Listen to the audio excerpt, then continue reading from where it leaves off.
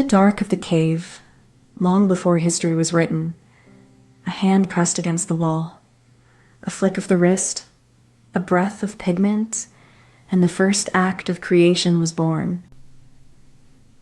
This was not just a mark.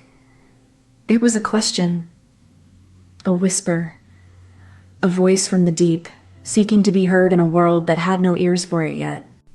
They painted with ochre and charcoal, with fingers and brushes made of animal hair. Every stroke was a language, every symbol a memory, a story, a plea to the unknown. This was the birth of expression, not just art, but a bridge between the seen and the unseen, the human and the divine, the past and the future. And so, in the silence of the cave, the first voices of humanity were heard, not with words, but with color, with shape, with the will to be known. So what exactly are we talking about? We're not just looking at art, we're looking at the earliest attempts by human beings to make sense of their world. These marks, these symbols, they're not random. They're the first language of meaning, the first step in shaping thought beyond instinct and survival. You think your thoughts are unique, but every idea has roots in the past. The way we tell stories, express emotion, and make sense of the world, these are not inventions, but inheritances. We are all part of a vast, unbroken lineage of human expression. When you look at a modern painting or a digital image, you're seeing the result of millennia of learning, trial, and transformation. Expression is not just about what we say, but how we've always tried to understand our place in the world. To ignore the origins of expression is to misunderstand yourself. You are not just a product of your time. You are a continuation of something far older. This is not just history. It's the foundation of who you are.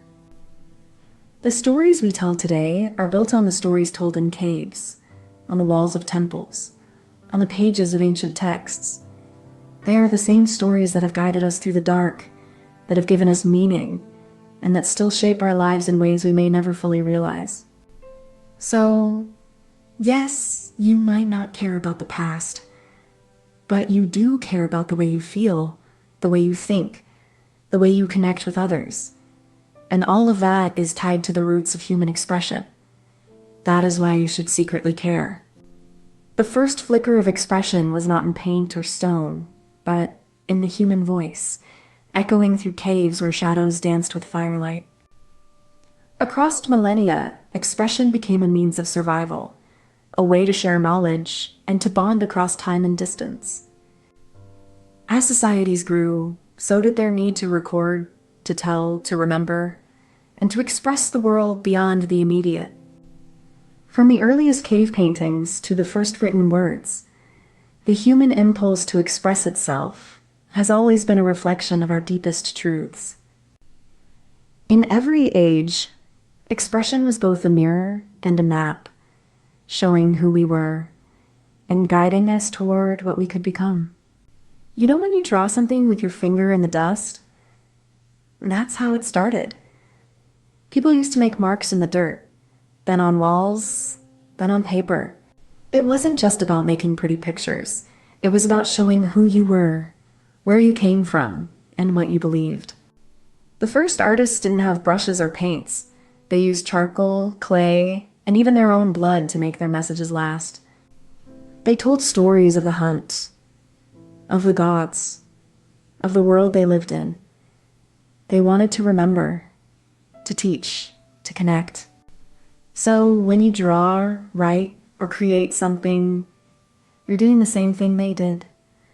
You're trying to share a piece of yourself with the world. Before the first mark was made, there was a moment of intention. A quiet decision, born from necessity or curiosity, to leave something behind. The act of creating was not just an impulse. It was a declaration of presence in time. The artist's mind was not empty. It was filled with stories, observations, and the need to communicate. Every mark was a choice, every line a whisper of meaning waiting to be understood. The surface was not chosen at random. It was a place where meaning could be etched, where the act of creation could be preserved. A cave wall, a rock face, a piece of bark, each was a blank page waiting to be filled. There was no concept of art as we know it, but there was an instinct, a need to capture the world as it was, as it felt. This was the first step, the foundation of all expression, to begin, to mark, to leave something behind. The first mark is made not by hand, but by instinct. The human body, shaped by millions of years of evolution, becomes the tool. A stone, a stick, a piece of bone, each is a bridge between the animal and the artist. The act is primal, rooted in survival, but within that necessity lies a spark. The impulse to leave a trace, to etch the world into something more permanent than the fleeting moment. This is how the first expressions took shape, not as art, but as a form of communication, a way to record, to remember, to tell the story of the hunt, of the cave, of the self. Each stroke is a step forward, a shift from the instinctive to the intentional. The act of marking is no longer just about survival. It is about claiming space, about asserting the presence of the mind in the world. The first stroke is a question, the second a possibility, but the third is always a revelation. It is not just what you see, but what you make others see. The twist is not in the line, but in the space between. It is the silence after the sound, the breath between the beats, the moment that makes the meaning shift. This is where the gesture becomes a symbol, and the symbol becomes a language. It is the first step towards shared understanding, the beginning of how we make sense of the world together. The twist is not only in the form, but in the act of creating. It is the choice to leave something open, to invite interpretation, to make the audience a co-creator of meaning. This is the origin of all expression, not just the gesture, but the intention behind it. The twist is the beginning of art, and art is the beginning of human connection. Beneath the surface of human expression lies a silent language of neurons and synapses, a code as ancient as the first spark of consciousness. These pathways, shaped by millennia of experience, echo the patterns of those who came before. Our ancestors reaching for meaning in the dark, their fingers tracing symbols on rock and bone. This is not just art. It is the brain, the body, the history of our species, all folded into the act of creation. The science of expression is not separate from the art. It is its very foundation, the pulse that beats beneath every brushstroke, every word, every gesture. In the quiet hum of the mind, we find the origins of everything we create, everything we feel, everything we leave behind. Imagine a prehistoric hand, rough with calluses, pressing charcoal into a cave wall. The act is simple, but the intent is profound. This is not just mark-making. It is the first whisper of human consciousness reaching out. The wall is blank, and the hand is a question mark. The mind is reaching for something it cannot yet name. This is where language, art, and thought first entwined. This is not just about art. It is about the human desire to leave a trace, to say, I was here, I saw, I felt.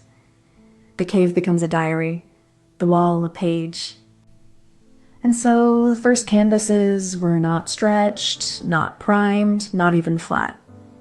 They were the walls of a cave, the earth, the skin of a hide. The medium was the message, and the message was the mind reaching out. To understand the origins of expression, we must see it not as a step, but as a birth, a moment when the human mind first dared to speak, not in words, but in marks. Comment this emoji if you made it to the end. Imagine a world without words. No names, no stories, no instructions. Just sounds and gestures. fleeting and fragile, like the breath of a dying star. Then, one day, something changed. A sound emerged.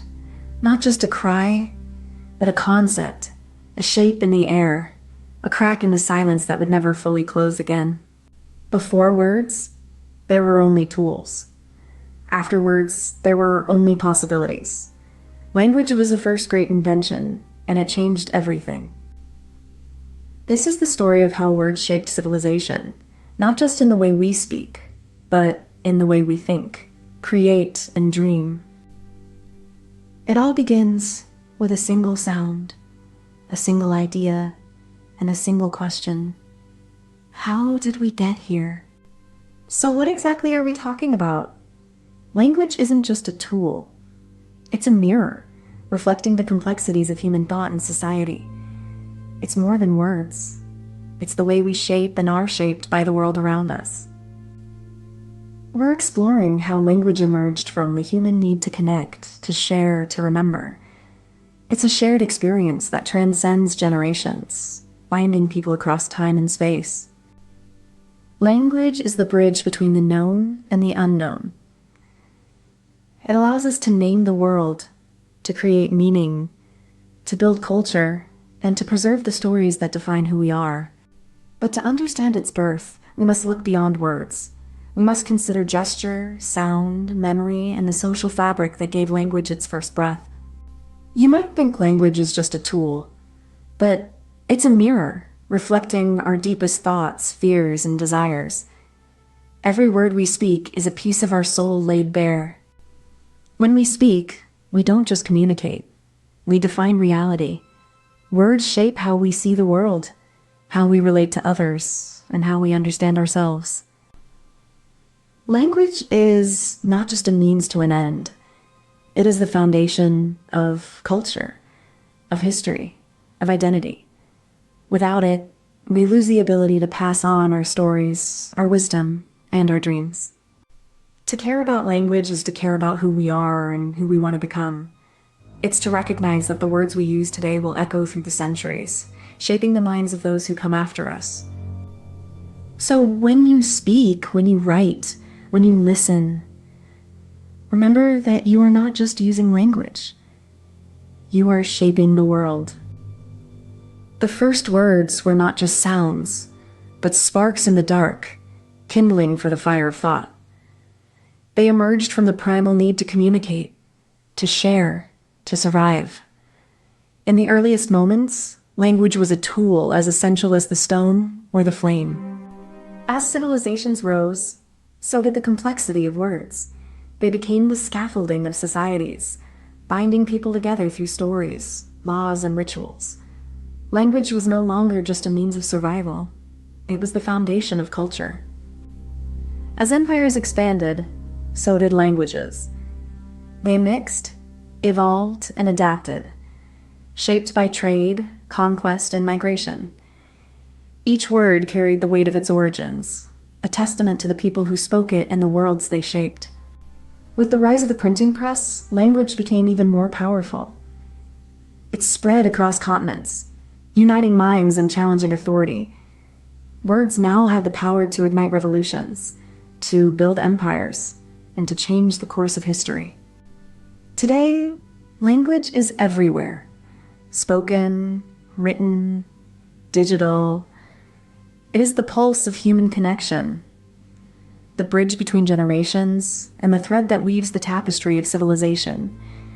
Every word we speak is a step in the long journey of human expression. Imagine you're in a forest, and you point to a tree. You say, "Tree." No one else knows what you mean, but suddenly, you're sharing something. That's how language started, not with words, but with ideas.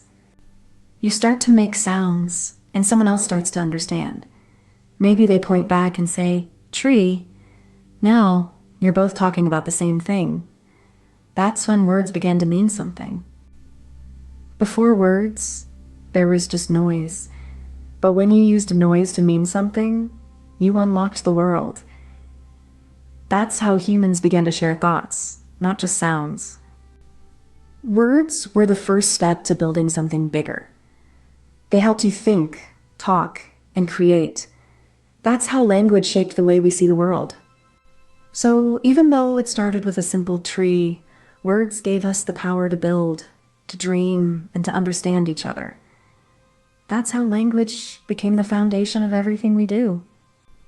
Before words could be spoken, they had to be imagined.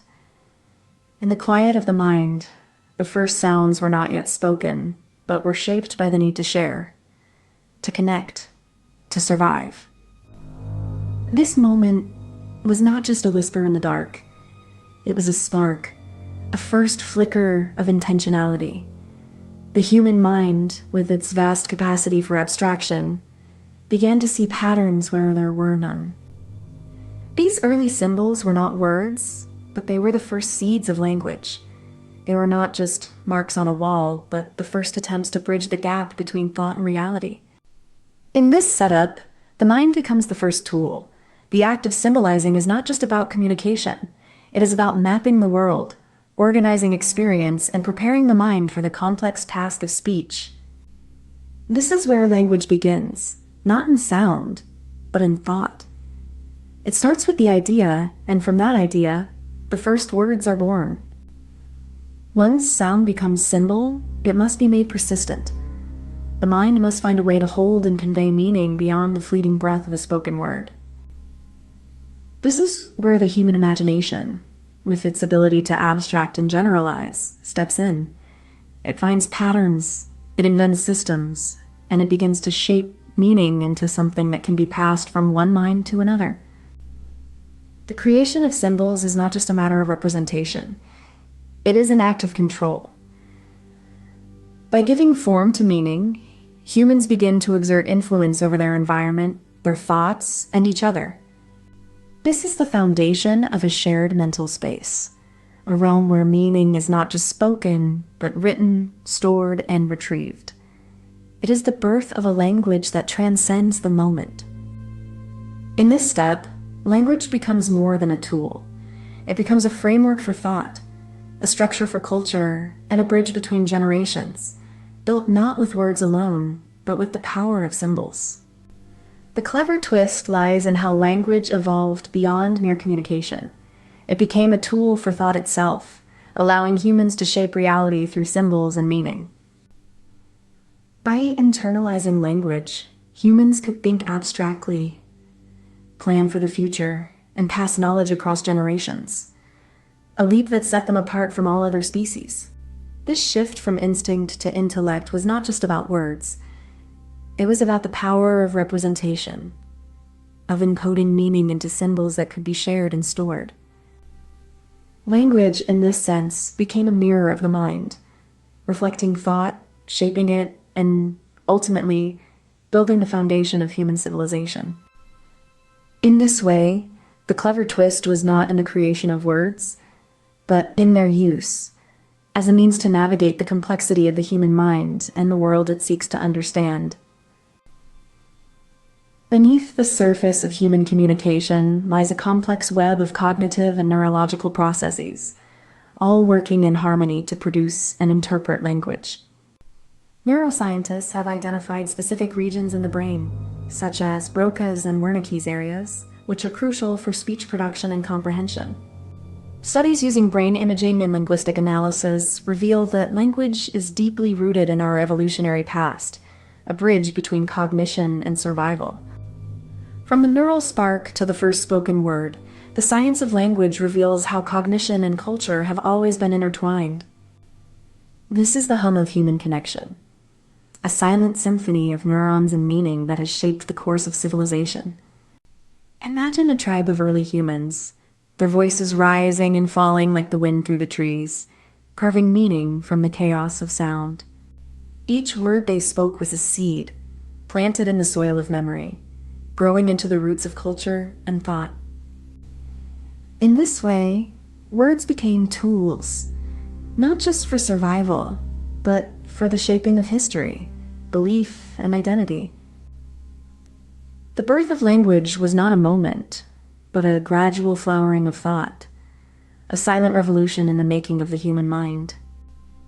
And so, from the first utterance, language became the bridge between the known and the unknown, between being and becoming. Comment this emoji if you made it to the end.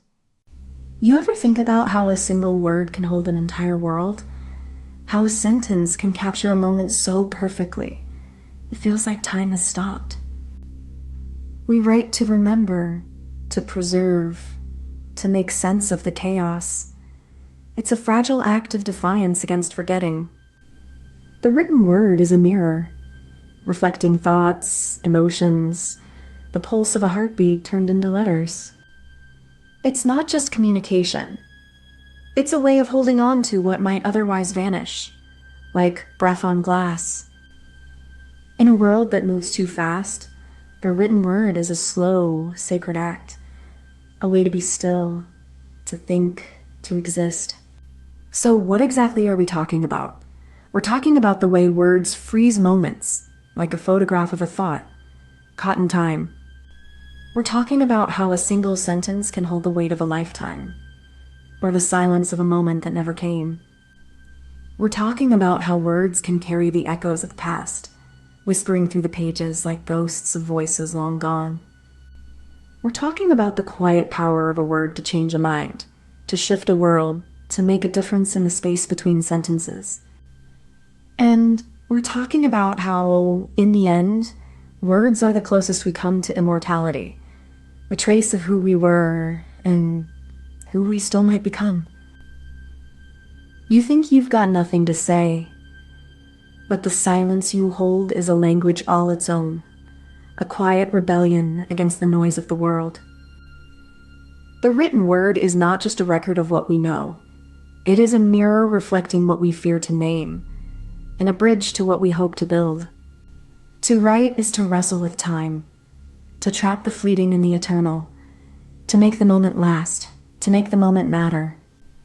Even if no one ever reads it, the act of writing is a kind of prayer, a way to hold on to what you are, what you were, and what you might yet become. So yes, you may not care about this, but you do. You just haven't realized it yet. And that's why it matters. We begin in a cave, where the first marks were etched into stone. These were not just symbols, but the first flickers of human thought reaching out into the dark, trying to make sense of the world.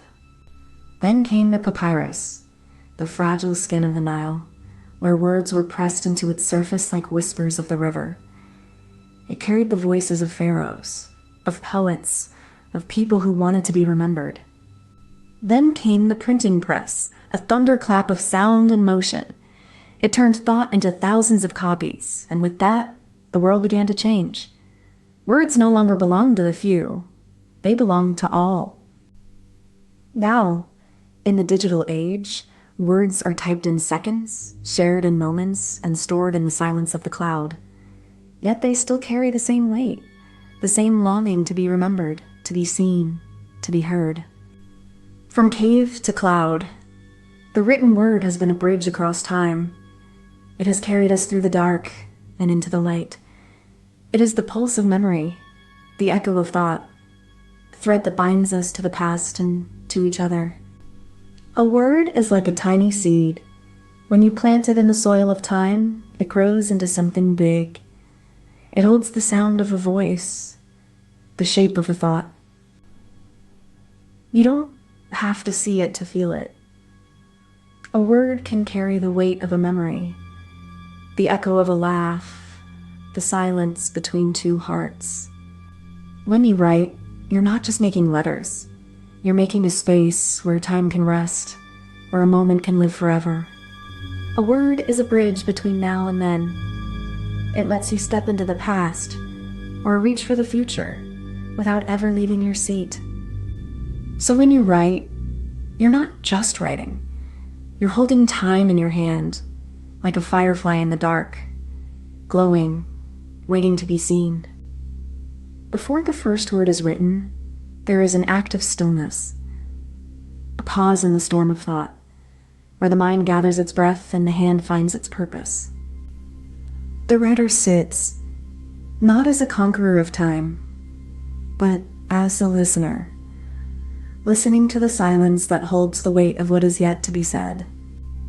In this moment, the writer is not merely preparing to write, but preparing to become the vessel for something greater, something that will outlive them. This is the beginning of a journey through time, not of the writer, but of the word itself, each one a seed planted in the soil of memory. The setup is not just about the tools, but about the gravity of the act.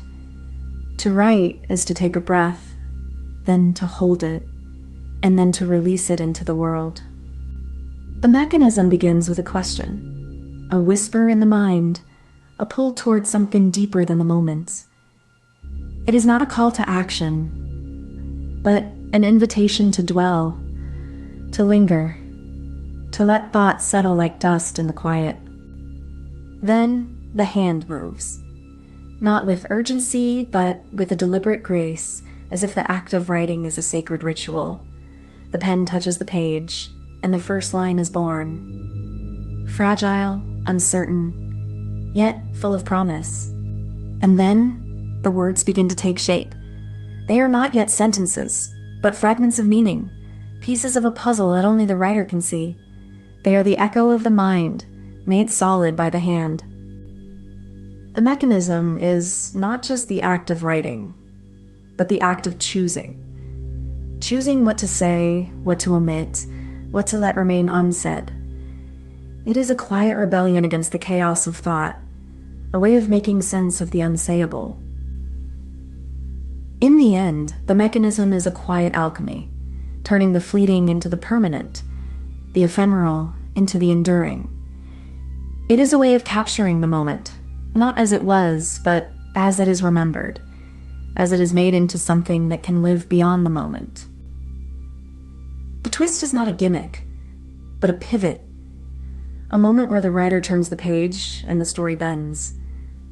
It is where the obvious becomes the unexpected, and the reader is left to wonder not just what happened, but what might yet come. This twist is the echo of thought, a ripple in the stillness of time.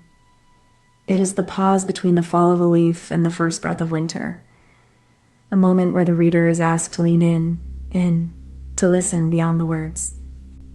The clever twist is not about deception, but about revelation.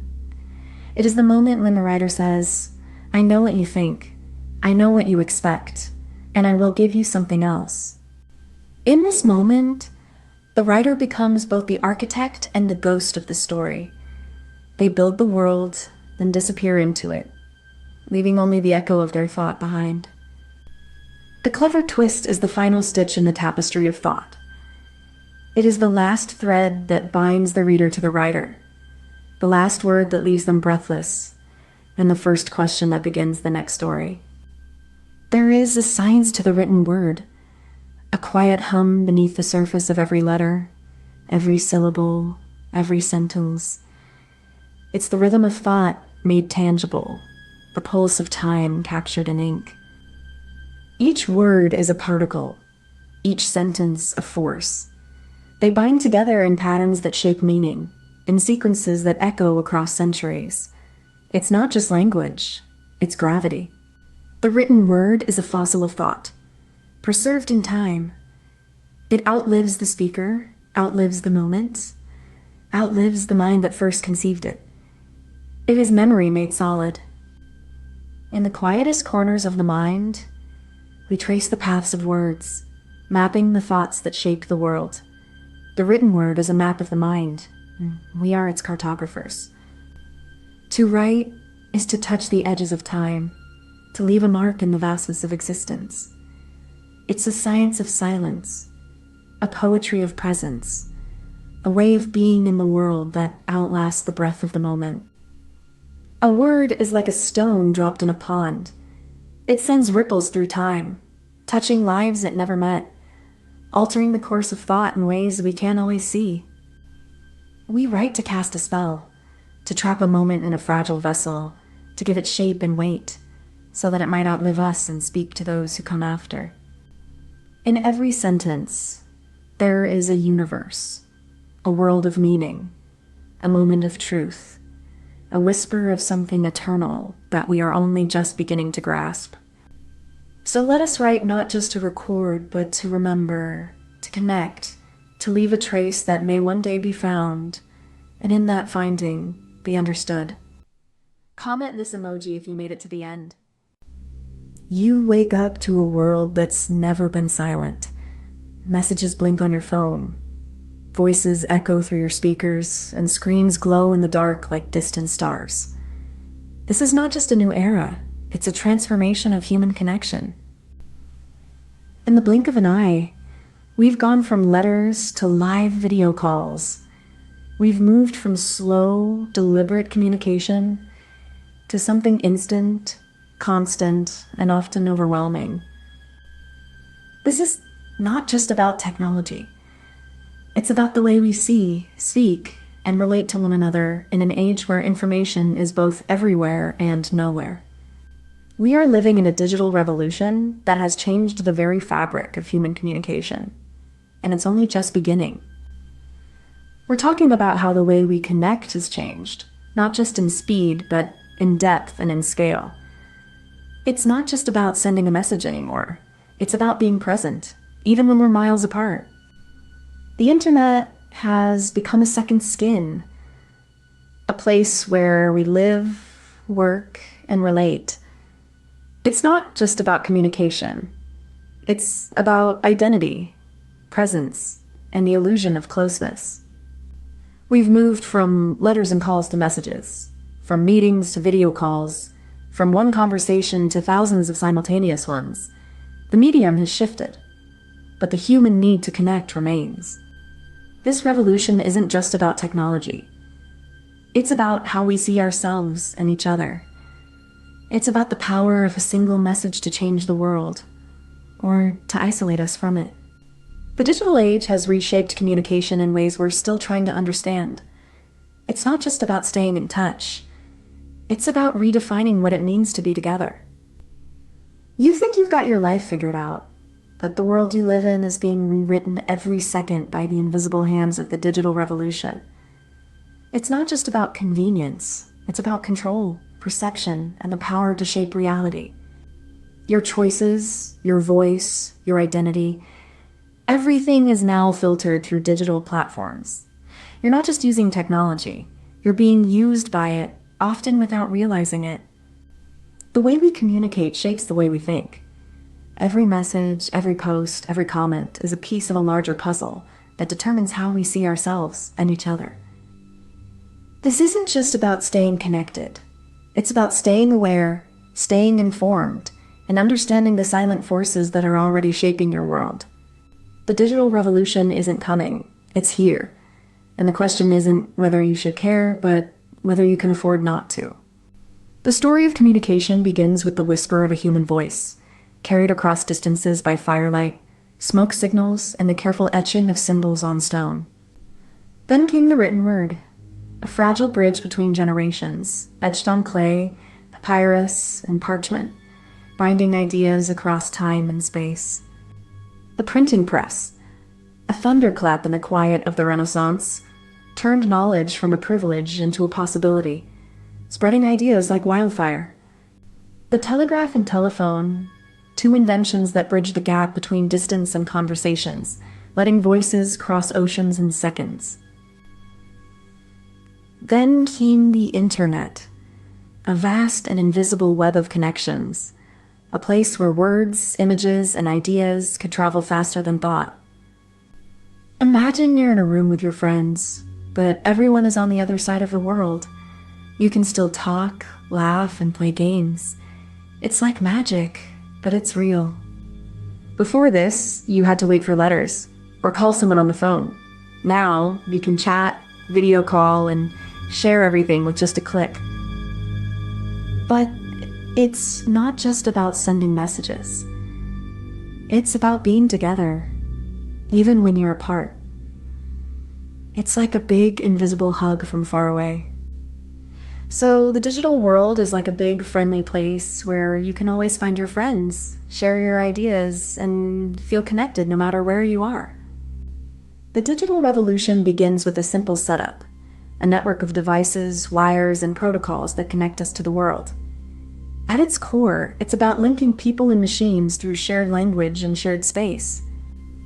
Each device, from your phone to a computer or smart home appliance, has a unique identifier. These identifiers are like digital fingerprints, allowing them to be recognized and communicated with within the network. Before any data can travel, it has to be converted into a format that can be transmitted. This process is handled by hardware and software working together, translating human language into binary code. This setup is not just about hardware.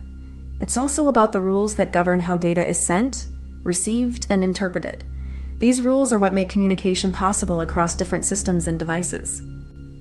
The foundation of this digital world is built on trust, precision, and a shared understanding. Every connection, every byte is part of a larger system that has been designed to bring people together.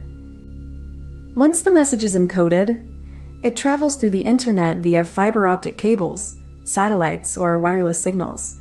These pathways are like invisible highways, carrying data across the globe in fractions of a second. Each data packet is routed through a network of switches and routers, which direct it toward its destination based on preset instructions and real-time traffic patterns. As the data travels, it may pass through multiple locations, sometimes even crossing international borders, all while maintaining its integrity and speed. This entire process happens in milliseconds, invisible to the user, yet essential for the seamless flow of information that defines our modern world. The mechanism behind digital communication is both complex and elegant, a silent but powerful engine driving the information age forward. Now, the system doesn't just repeat the same message over and over. Instead, it uses something called a hash to create a unique fingerprint of each piece of data. This hash is like a digital signature that ensures the data is intact and hasn't been altered along the way. This hash is then sent along with the data, acting as a verification tool. When the data arrives at its destination, the system checks the hash again to make sure everything matches. If it doesn't, the data is flagged and rejected. This process is so efficient that it allows for the transmission of massive amounts of data with minimal overhead. It's not just about speed. It's about trust and accuracy in an age where misinformation can spread faster than truth. But the clever part is that this verification happens automatically, without needing human intervention. It's a silent, invisible guardian of the digital world, ensuring that every bit of information travels safely and securely. This is how the digital revolution maintains order and chaos. It's not just about connecting people. It's about connecting them with truth, with trust, and with a system that works even when we're not looking. Beneath the surface of every message, every stream of data, there's a symphony of physics and code. The internet is built on the movement of electrons through silicon, a silent dance of light and metal that carries our voices across vast distances.